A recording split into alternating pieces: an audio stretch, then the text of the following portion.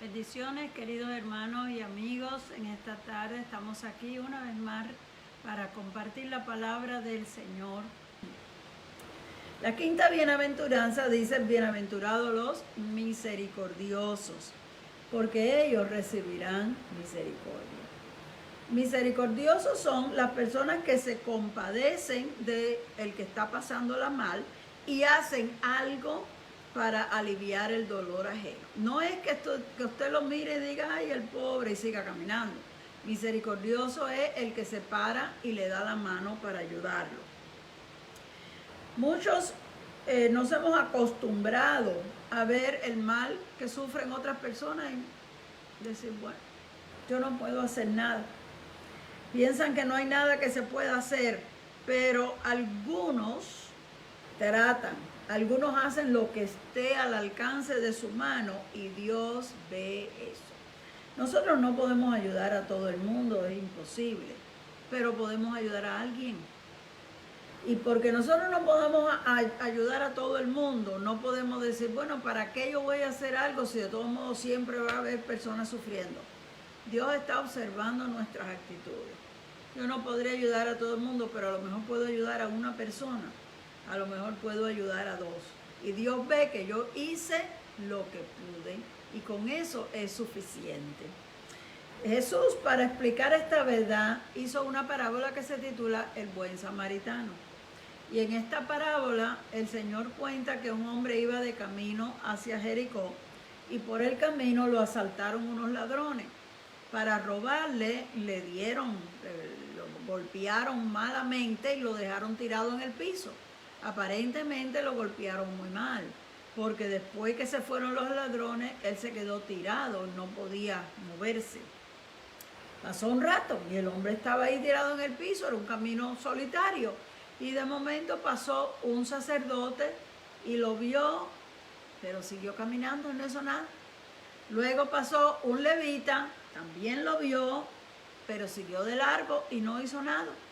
Y después del rato pasa un samaritano y la Biblia dice, y fue movido a misericordia. Eso es lo que estamos hablando, bienaventurados los misericordiosos.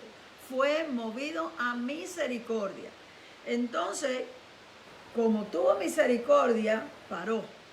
Él pasaba de camino, igual que los demás, pero paró, se detuvo.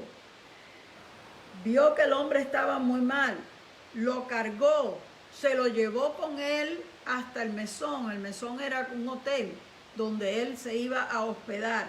Le curó las heridas y como ya él tenía que irse al día siguiente, se lo dejó encargado al dueño del mesón y le dijo, cuídalo y cuando yo regrese yo te pago lo que sea que hayas tenido que gastar en él.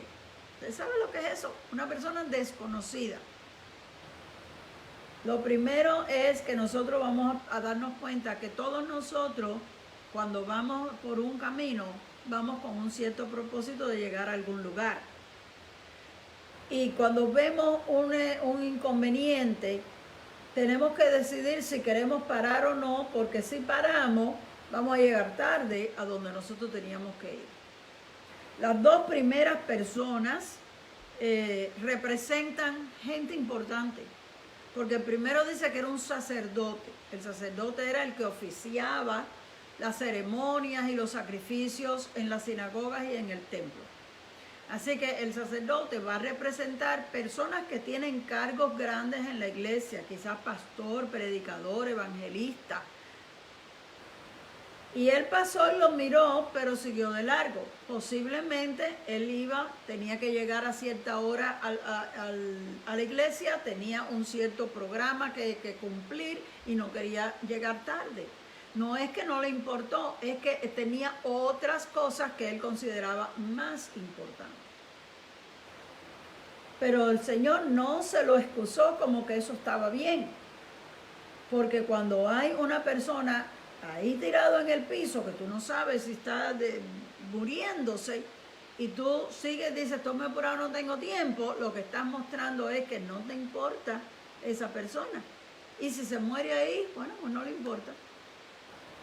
El segundo dice que era un levita. Los levitas eran los encargados de cuidar los muebles del templo, los que oficiaban, Los levitas también eran los que cantaban. Así que los levitas van a representar líderes de la iglesia. Quizás directores de alabanza, cantores, músicos que tocan instrumentos o maestros, líderes de grupos. Igualito que el pastor. Pasó, miró y siguió, porque no quería llegar tarde. O sea que más importante era para ellos lo que ellos estaban realizando, su ministerio, que la vida de una persona.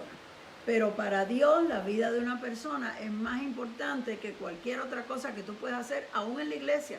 Porque fíjese que no puso el Señor de ejemplo a un negociante o a un comerciante o a un abogado, un doctor, sino que puso de ejemplo dos religiosos, un sacerdote y un levita. Así que ni aún las cosas que nosotros hacemos en la iglesia son excusa para no ayudar a una vida que se está muriendo. Y esa vida no tiene que ser que está tirada en la calle muriéndose. Puede ser un pecador que si tú no le hablas de Cristo va a ir al infierno. Y si de momento tú te lo encuentras, para ti debe ser más importante que llegar a tiempo a la iglesia. La misericordia nos mueve a hacer algo. Uno no puede decir yo tengo misericordia, pero cuando veo al hombre tirado en el piso, me encojo de hombro y sigo caminando porque yo tengo otras cosas más importantes que hacer. La misericordia te mueve, aunque te cueste sacrificio, aunque tengas que pasar tiempo con él, aunque tengas que pagar, usar tu dinero para eso. Para este hombre samaritano, los judíos no se llevaban bien con los samaritanos. Los judíos despreciaban a los samaritanos. Y el Señor en la parábola pone como al bueno a un samaritano. ¿Por qué los judíos no se llevaban con los samaritanos? Porque era cuestión de racismo.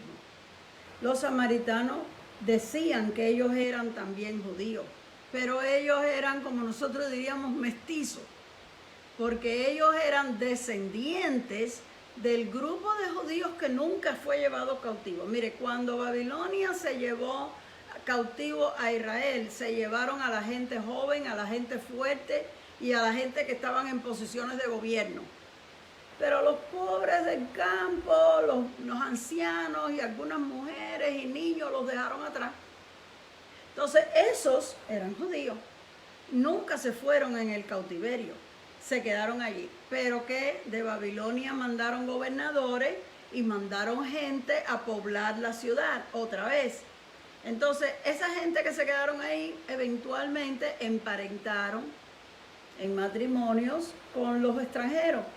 Ustedes saben que los judíos eran muy celosos de guardar su línea genealógica. Ustedes ven en muchos libros de la Biblia la lista de la genealogía y este fue el padre de este y este fue el abuelo de este y este tuvo tantos hijos. ¿Por qué?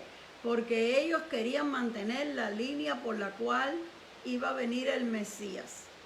Estos decían que eran judíos, pero nadie ni sabía de dónde eran ellos porque estaban mezclados con extranjeros. Había una ley en Israel de no unirse en yugo con las naciones paganas y ellos se habían unido con naciones paganas.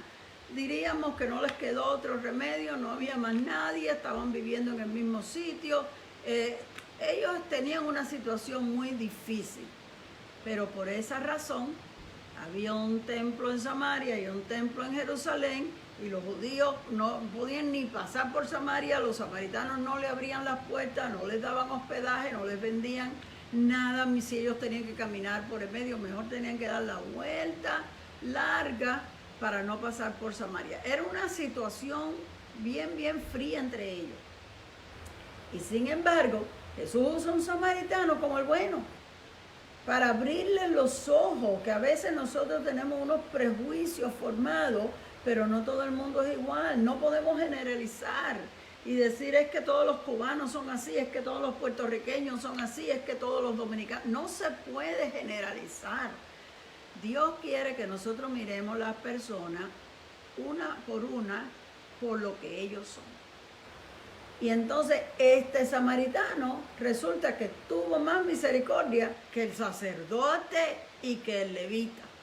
sea, los que debían de haber mostrado más misericordia, no mostraron ninguna.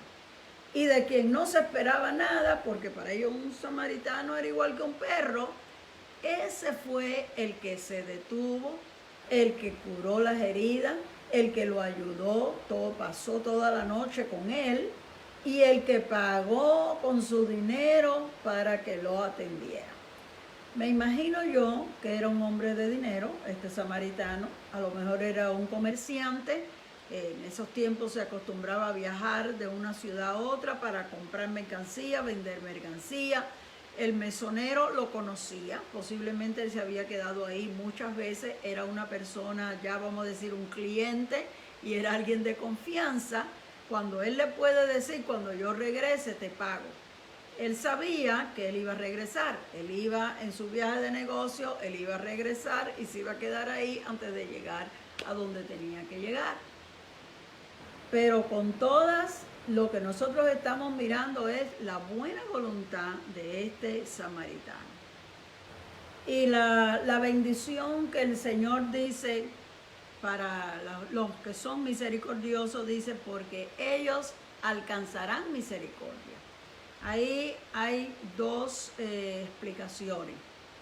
Una, pudiéramos decir, por lógica, el que le hace favores a todo el mundo, cuando llega un momento de necesidad, cualquiera de esas personas a quien él ayudó le devuelve el favor. Cualquiera de esas personas le da la mano porque en algún momento tú me ayudaste y ahora yo te ayudo a ti. Es algo que la ley de siembra y cosecha. Lo que tú siembras, eso vas a cosechar. Y esa es una de las explicaciones. Pero la explicación más amplia es que alcanzarán la misericordia de Dios. Si tú pudiste tener misericordia de alguien, Dios tendrá misericordia de ti cuando tú necesites que Dios tenga misericordia de ti. Pero cuando estés aquí en un problema o en una necesidad, porque Dios tiene misericordia de ti, buscará a alguien, llamará a alguien, tocará a alguien para que te dé la mano, para que te dé la ayuda y puedas salir de la situación en que está. Bueno, el Señor nos ayude a nosotros desarrollar estas cualidades. Estas cualidades no son las cosas que en este mundo se aplauden. Son cosas que a lo mejor la gente dice, eso no tiene importancia.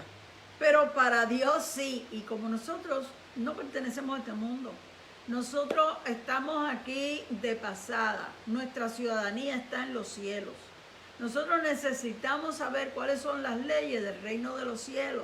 Nosotros necesitamos saber cuáles son las cosas que Dios valora de verdad para nosotros procurar hacer esas cosas. Y haciendo estas cosas agradamos a Dios, que es lo que nosotros queremos. Nuestras vidas deben de ser agradables a Dios. Naturalmente, al hacer estas cosas también agradamos a la gente de las cuales nosotros nos compadecemos y ayudamos y todo eso. Pero nuestro principal propósito no es caerle bien a la gente. Nuestro principal propósito es agradar a Dios y hacer la voluntad de Dios. Así que vamos a hacer oración en esta tarde y vamos a pedirle al Señor que nos ayude, ya que nosotros estamos en este mundo y no sabemos cuántos años nos toca vivir aquí. Que los años que nosotros estemos aquí podamos hacer alguna buena impresión en alguien, podamos dejar algo en alguna persona, podamos hacer cosas que son dignas del reino de Dios, que la gente que nos vea, porque el Señor Jesús le dijo a los discípulos que cuando ellos se amaban unos a los otros, en eso es que el mundo iba a conocer que ellos eran cristianos.